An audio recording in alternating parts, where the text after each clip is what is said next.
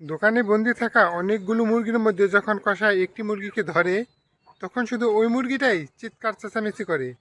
যখন তাকে ধরার পর জবাই করা হয়, তখন শুধু জবাইয়ের কষ্টটা ওই মুরগিটাই বুঝতে পারে। আর বাদবাকি মুরগিরা কিন্তু তখন স্বাভাবিক জীবনযাপনই করে। নিজেদের মধ্যে খাওয়া খাওয়া পড়া, নিজেদের মধ্যে চলাফেরা, সব কিছু স্বাভাবিকই করে। আমরা মানুষ প্লাস দেশ এইরকম হয়ে গেছি। অন্য মানুষরা যখন বিপদে পড়ে, তখন আমরা কোনো কিছুই মনে করি না। যে বিপদে পড়ে সে বুঝতে পারে তার সাথে কি হচ্ছে।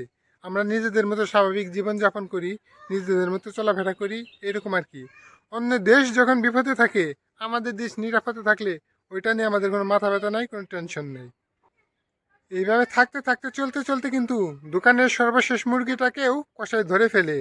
তখন কিন্তু ওই মুরগিটাও চিৎকার চেঁচামেচি করে, তাকেও জবাই করে দেওয়া হয়। কিন্তু তখন আর কোনো কিছু করার থাকে না। আমি আজকে বিপদে নেই, কালকে যে আমি বিপদে পড়বো না, এটার গ্যারান্টি আমি কখনোই দিতে পারবো না। আজকে আমার দেশ নিরাপদে আছে, শক্তিশালী দেশের সাথে বন্ধুত্ব আছে, কালকে যে আমার দেশে আক্রমণ হবে না, এটা কখনোই বলা যাবে না। মুসলমান দেশগুলোকে এইভাবে ধ্বংস করা হচ্ছে একের পর এক, আর অন্য অন্য মুসলিমরা তাদেরকে সাহায্য করছে। তারা ভাবতেছে যে আমাদের দেশ নিরাপত্তা থাকবে, কিছু হবে না।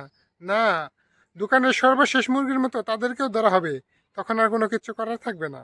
এখনো সময় আছে, সবাই এখন এক হয়ে প্রতিরোধ গড়ে তুলুন, তাহলেই সবাই মিলে বাঁচা সম্ভব। তাছাড়া কিন্তু বাঁচা সম্ভব না।